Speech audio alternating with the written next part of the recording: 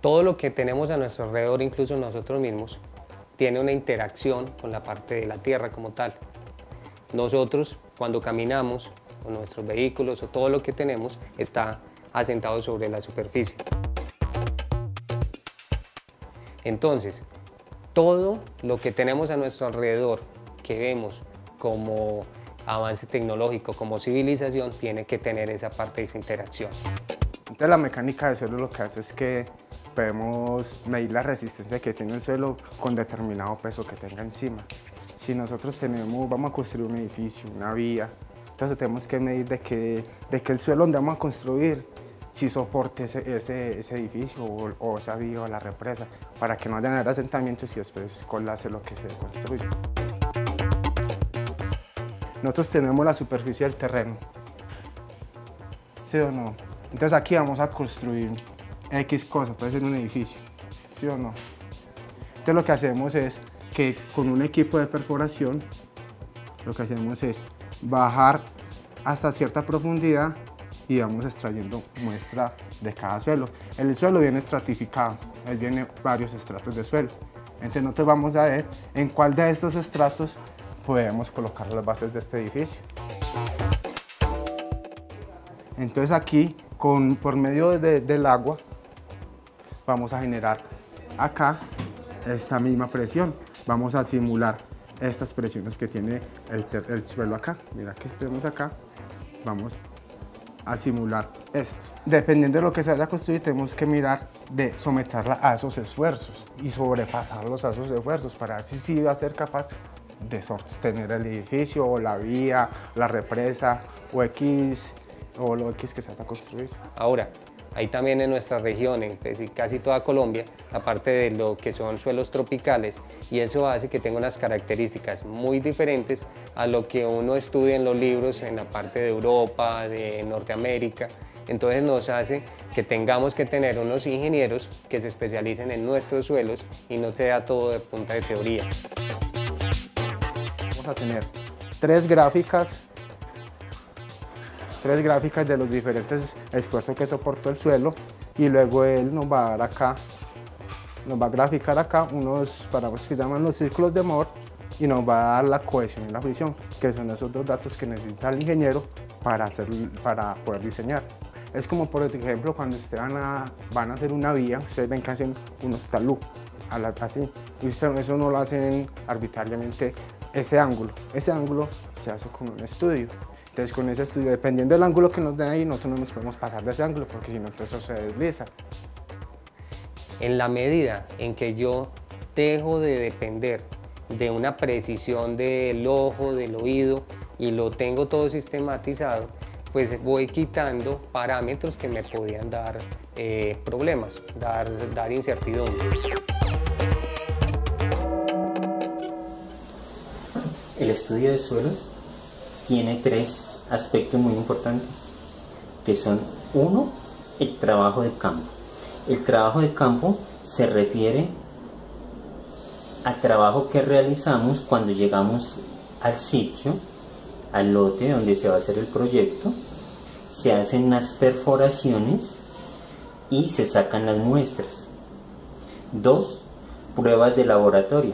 Las pruebas de laboratorio ya nos llega lo que hemos hecho, el trabajo que hemos hecho de campo, las muestras que hemos sacado en el lote, las llevamos al laboratorio y las analizan. Le hacen el estudio de acuerdo a las diferentes capas del terreno. Y tres, recomendaciones. De acuerdo a ese estudio que se hizo en el laboratorio, de acuerdo a los resultados, entonces el ingeniero de suelos va a hacer unas recomendaciones de la forma, la manera y cómo vamos a construir nuestra cimentación. En cuanto a las pruebas de laboratorio, tenemos 7 puntos. La granulometría se refiere al contenido de grano y de materia orgánica también, y la relación que hay entre vacíos. La compresión son ensayos consolidados, lenta y rápida. La expansión también son ensayos de expansión libre o controlada. La densidad es la relación unitaria entre peso y volumen. Es la relación entre peso y volumen. Y la humedad es el contenido de humedad natural que tenemos.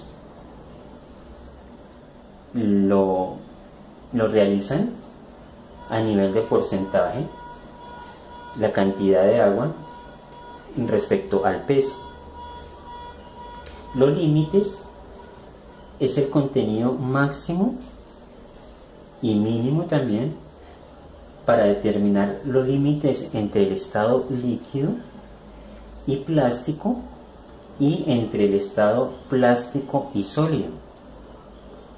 Y la resistencia al corte son unos ensayos especiales que hacen los ingenieros del suelo, ensayos de compresión y otros. El ingeniero de suelos, después de realizar todos los estudios, entonces nos va a hacer unas recomendaciones para la mejor forma de hacer nuestra cimentación de la edificación, que sea una mejor manera desde el punto de vista técnico, desde el punto de vista económico, de seguridad, antisísmico, que sea rápido de construir.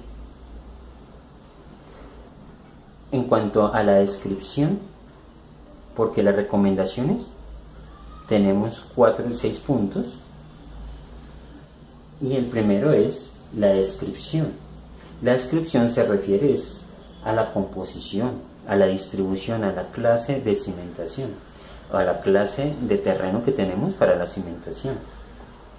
Los perfiles se refiere al registro de las perforaciones, o sea, de los análisis que tenemos en las perforaciones que se hicieron,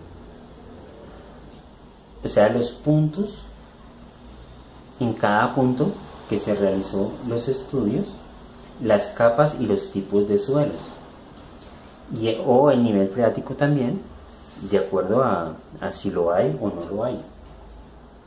Los tipos de cimentación se refiere a los estratos, ya sean portantes o no, la capacidad portante que tiene el suelo, los asentamientos, los tipos de excavación que nos recomienda el ingeniero de suelos,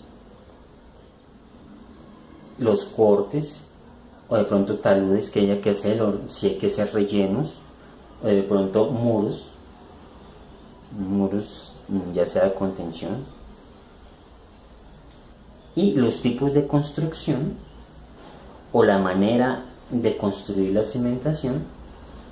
Entonces ahí es donde nos va a recomendar el ingeniero de suelos si necesitamos hacer unas submuraciones, unos niveles de agua, tenerlos en cuenta, bombeos, de pronto filtros, drenajes que habría que hacer si es necesario, cortes, taludes, rellenos también.